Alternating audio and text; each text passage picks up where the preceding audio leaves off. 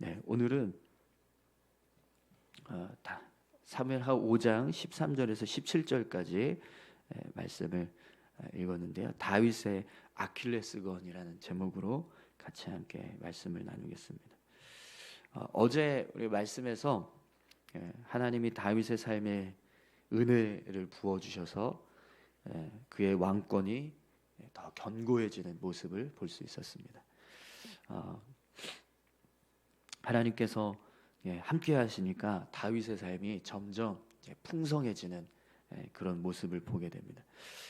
그래서 오늘 본문의 말씀도 보면 다윗의 가정이 하나님의 은혜로 더 풍성하게 채워졌다라고 하는 것을 알 수 있습니다. 그런데 오늘 본문의 내용도 우리 지난번에 사무엘하에서 말씀을 나눴던 것처럼 지금 다윗의 가정이 이렇게 번성해가는 모습을 기록하고 있는데, 이 다윗의 가정이 번성해가는 모습 속에는요, 그냥 단지 하나님께서 은혜 주셔서 다윗의 가정이 이렇게 번성해가고 있다라고 하는 것을 보여주는 것도 있지만, 그러나 그 속에는 다윗이 인간적인 어떤 욕심을 계속해서 부리고 있고 그걸 함부로 남용하고 있다라는 것을 보여줍니다. 그래서 오늘 본문 말씀도 보면 다윗이 자신의 욕망을 제어하지 못하고 그걸 함부로 남용하고 있다라는 걸 의도적으로 기록을 하고 있어요. 본문을 보면 이제 다윗이 하나님의 은혜로 그의 가정이 풍성해지는 것처럼 그렇게 보여지지만 그게 아니라 자신의 어떤 정욕을 이렇게 막 일삼는 그런 모습을 표현하면서 기록하고 있습니다. 한글 성경에는 그런 내용들이 좀 잘 드러나지 않는데, 원어 성경을 보면 다윗이 그렇게 욕망을 부렸다라는 것을 일부러 이렇게 드러내서 표현하는 그런 모습들을 보게 돼요. 우선 13절 말씀 한번 보시겠어요? 다윗이 헤브론에서 올라온 후에 예루살렘에서 처첩들을 더 두었으므로 아들과 딸들이 또 다윗에게서 나니. 본문을 보면 지금 처첩이라고 하는 단어가 나오잖아요. 한글 성경에서는 그냥 처첩 이렇게 기록이 되고 있는데, 원어로 보면 필라그십, 웨나십 이렇게 쓰거든요. 근데 이걸 한글로 번역을 하면 첩들과 아내들 이렇게 기록이 돼요.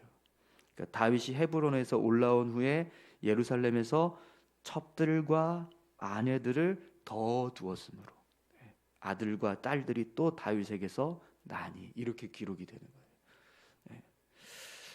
거예요. 근데 여러분, 우리가 좀 말이 좀 웃긴데, 어떤 사람의 아내들을 표현할 때 여러분 누구를 먼저 이야기를 할까요? 첩을 먼저 이야기할 거예요? 아내를 먼저 이야기할까요? 좀 이 말이 좀 웃기죠. 이런 걸 이야기한다는 것 자체가 좀 맞지 않는 모습인데, 그런데 보통은 뭐 누가 아내다, 그리고 누가 첩이다 이렇게 이야기해야 되잖아요. 그런데 성경은 첩들과 아내들 이렇게 기록을 하고 있다는 거예요. 왜 이렇게 기록을 할까요? 다윗이 예루살렘에서 누구에게 더 많은 마음을 주고 관심을 갖고 애정을 행하고 누구를 더 사랑했는가, 이걸 지금 성경이 보여주기 위해서 그렇습니다. 그럼 여러분, 다윗이 예루살렘에 거주하면서 누구를 더 사랑하고 누구를 더 관심 기울이고 누구에게 더 마음을 주었다라는 것을 알 수 있죠? 아내들이 아니라 첩들이라는 거예요. 다윗이 예루살렘에 거주하는 동안에 그는요 첩들에게 더 마음을 줍니다. 자신에게 아내가 7명이나 있는데도 불구하고 그 7명의 아내들을 사랑하는 게 아니라 다른 여인들에게 더 눈을 돌리고, 또 어떤 다윗의 어떤 인간적인 욕망을 채우기 위한 일들을 행하였다라는 것을 이제 성경은 기록하고 있습니다. 거기 오늘 이제 13절에도 보면 더, 또 이런 단어들이 또 함께 이렇게 들어가 있잖아요. 물론 이 모습은요, 고대 근동에서는 굉장히 자연스러운 모습이에요. 예. 당시 사회는 지금 우리가 살고 있는 사회와는 완전히 다른 그런 모습이었습니다. 하렘이라고 하는 어떤 관습이 있었는데, 이 하렘은 이제 많은 여인을 두는, 그래서 그 여인들을 통해서 집안을 이렇게 더 번성하게 하는 또 그런 모습. 그러니까 권력을 가지고 있거나 힘이 있거나 부자이거나 이런 사람들이 자신의 어떤 권세를 더 이렇게 확장시키기 위한, 가정을 번성시키기 위한 어떤 그런 관습이 그 당시에는 있었습니다. 그래서 이렇게 아내들과 첩들을 두는 게 그 당시만 하더라도 일반적인 모습이었는데, 그런데 문제는요, 다윗은 어떤 세상적인 관습을 따라가거나 아니면 사람들이 그렇게 한다고 해서 그냥 그렇게 똑같이 살아가야 할 사람이 아니라는 거예요. 다윗은요, 하나님의 말씀을 따라서 살아가야 할 사람입니다. 그렇기 때문에 뭐 세상 왕들이 다 그렇게 한다고 할지라도, 모든 사람들이 다 그렇게 한다 할지라도 다윗만큼은 그렇게 살아서는 안 되는 거죠. 오늘 저와 여러분들도 마찬가지인 줄 믿습니다. 세상 사람들이 다 그렇게 이런 식으로 살아간다 할지라도 우리는요, 하나님의 말씀대로 살아가야 될 줄 믿습니다. 신명기 17장 14절에 보면 하나님께서 이스라엘 백성들이 이스라엘의 왕을 세울 때 어떻게 왕이 삶을 살아야 하는가, 이걸 말씀하신 내용이 나와요. 신명기 17장 14절입니다.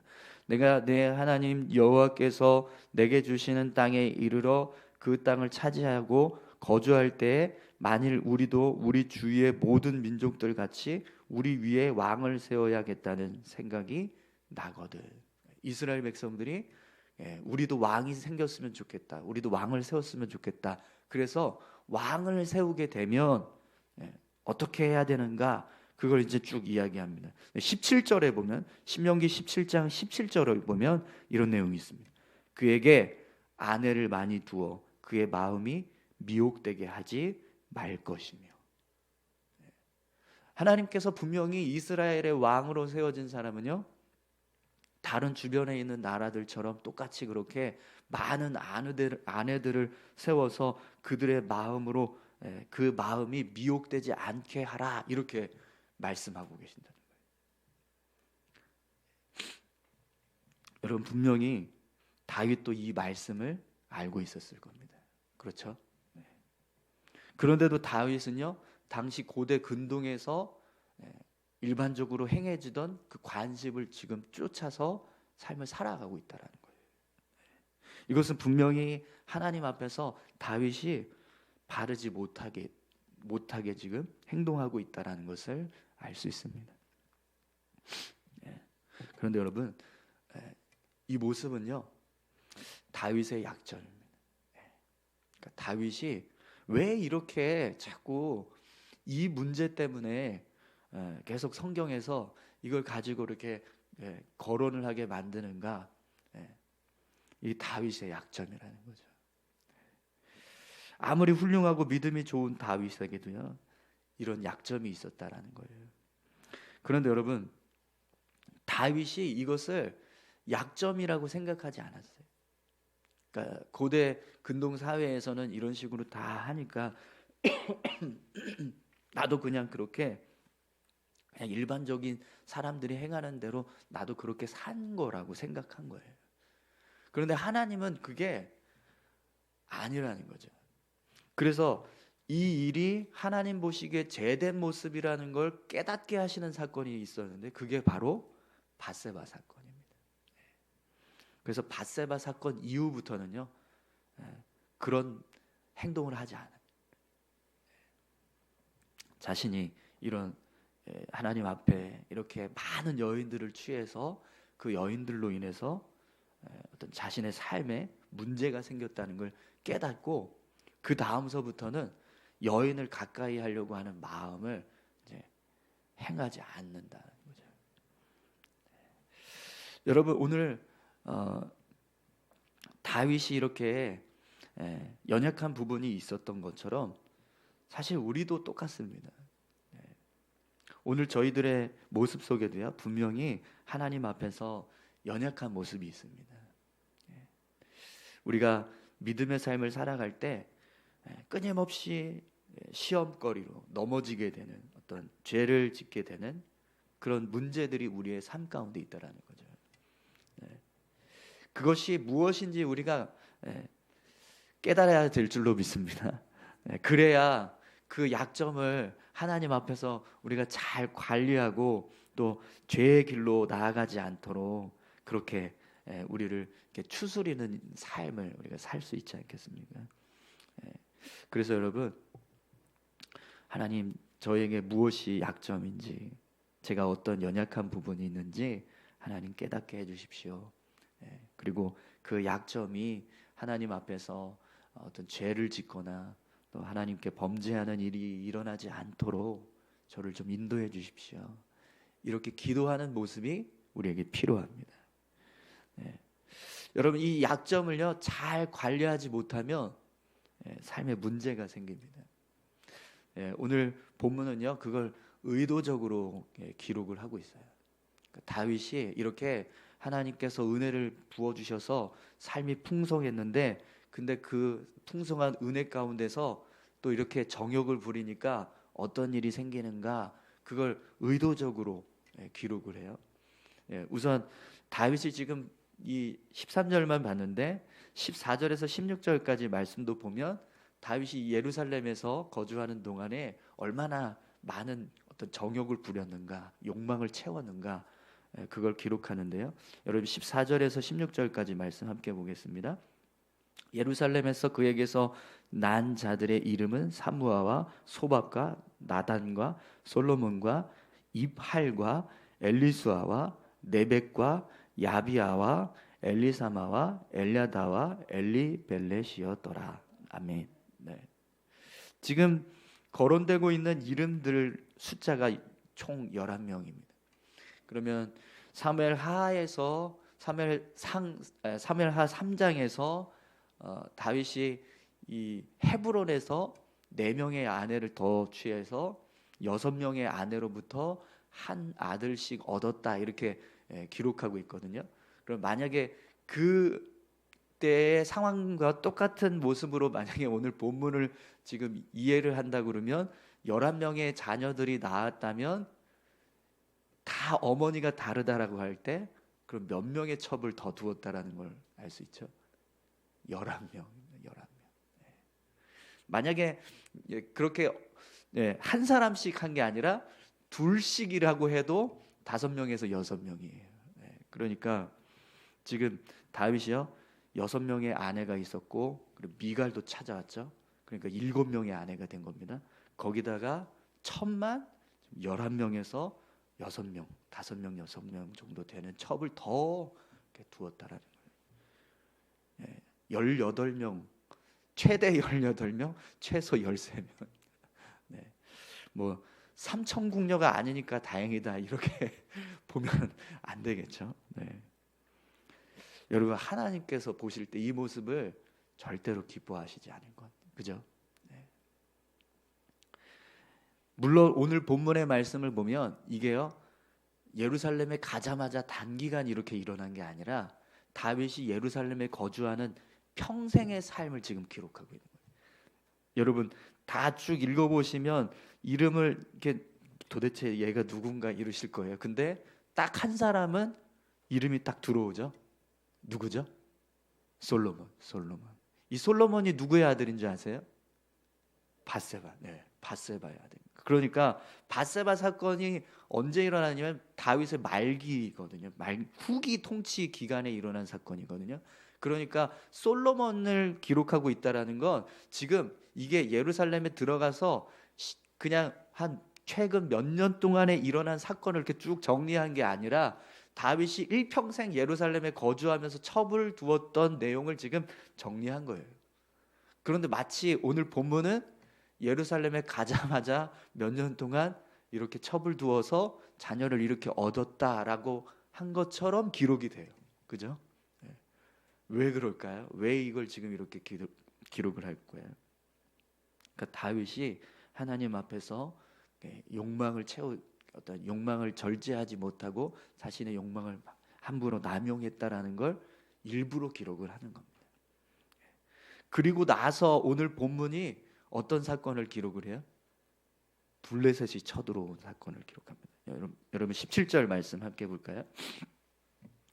이스라엘이 다윗에게 기름을 부어 이스라엘 왕으로 삼았다 함을 블레셋 사람들이 듣고 블레셋 사람들이 다윗을 찾으러 다 올라오매 다윗이 듣고 요새로 나가니라. 아멘.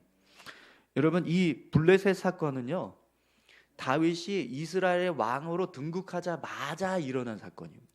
왜 그러냐면 지금 이스라엘이 다윗에게 기름을 부어 이스라엘 왕으로 삼았다 함을 듣고 블레셋 사람들이 듣고 블레셋 사람들이 다윗을 찾으러 다 올라오매 이렇게 기록하고 있잖아요. 그러니까 이 소식을 들은 이 기간이 언제일까요?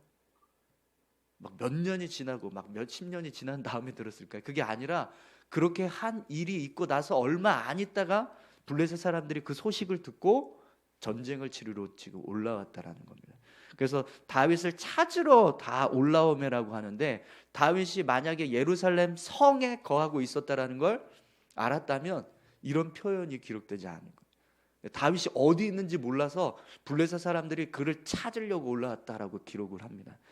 오늘 이제 한글 성경에는 그런 의미가 담겨 있지 않은 그냥 찾았다 이렇게만 보지만 히브리어 원어를 보면 다윗이 어디 있는지 몰라서 블레셋 사람들이 막 두루 찾았다라는 거예요. 근데 다윗 성에 거하고 있는 사람을 왜 어디 있는지 몰라서 찾으러 오겠습니까? 그죠? 그러니까 예루살렘 이 함락 이전에 일어난 지금 전쟁을 오늘 본문은 마치 예루살렘 함락 이후에 일어난 전쟁인 것처럼 기록을 하고 있어요. 왜 이런 식으로 기록을 할까요? 지금 시기가 전혀 안 맞게 성경에 기록되고 있거든요. 왜 그럴까요? 하나님의 은혜가 넘치고 있을 때 그 은혜로 인해서 더 하나님 앞에 감사하며 하나님을 기억하는 삶을 살아야 되는데 다윗이 은혜가 막 넘치니까 그게 아니라 자기 욕망을 부리고 자기 어떤 죄의 모습들을 막 드러내는 삶을 살게 되었다는 것. 그리고 그것 때문에 어떤 일이 벌어진다는 거예요. 하나님께서 평화를 깨트리는 일을 행하신다는 거예요. 물론 이 평화를 깨트리는 일은요, 다윗을 어떤 막 망하게 하시려고 하는 게 아니라 너 정신 차리고 나 붙잡아라. 그래서 이 전쟁의 내용을 또 보면 하나님께서 그를 도우시는 모습을 보게 됩니다. 성경은요, 오늘 우리를 향해서 말씀합니다. 우리가 하나님의 은혜 가운데 거할 때 하나님을 기억하고 또 그 은혜를 감사하면서 또 믿음의 삶을 살아가려고 힘쓸 때 그때 하나님의 평화가 임하고 또 하나님의 은혜가 계속해서 지속되지만 그러나 그 반대로 우리가 하나님의 은혜가 넘침에도 불구하고 하나님을 붙잡지 못할 때 인간적인 어떤 죄에 대한 죄의 욕망을 품고 살아가는 그런 삶을 살아가게 되면 하나님의 은혜가 멈추게 된다는 거예요.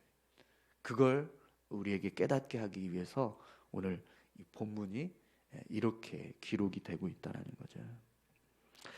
여러분 오늘 저와 여러분들이요 하나님 앞에서 정말 잘 살 수 있기를 소망합니다. 매 순간 하나님을 기억하고 하나님 보시기에 합당한 모습으로 살기 위해서 힘쓰는 그런 믿음의 모습들이 우리 안에 있었으면 좋겠습니다. 그것이 오늘 저와 여러분들의 삶을요 더 풍성하게 하는 그런 길이 될 줄 믿습니다. 하나님께서 우리에게 은혜 주시고 계시는데 그 은혜를 망각하고 우리가 어떤 인간적인 방법대로 인간적인 욕망을 추구하는 그런 죄의 삶을 살아간다면 결국에는요 우리의 삶에 평화가 깨지는 겁니다. 그걸 잊지 마시고요. 오늘 우리의 삶이요 하나님 보시기에 합당한 모습으로 서기 위해서 힘쓰는 저와 여러분들이 되셨으면 좋겠습니다. 우리 다 같이 함께 기도하시겠습니다. 함께 기도하실 때 하나님 우리 안에 연약함이 있습니다. 하나님 이 연약함을 우리가 정말 잘 다스리고 관리해서 하나님 앞에서 이 연약함으로 인해서 죄 가운데 나아가지 않도록 하나님 우리를 인도해 주시옵소서. 우리가 은혜가 있을 때, 우리의 삶이 평안할 때 하나님을 더 기억하고 하나님을 더 붙잡을 수 있는 믿음, 그런 믿음을 우리에게 부어달라고 우리 같이 함께 다 같이 기도하셨으면 좋겠습니다. 함께 기도하시겠습니다. 하나님 감사합니다. 하나님 우리를 붙잡아 주시고 함께 해주시옵소서. 우리의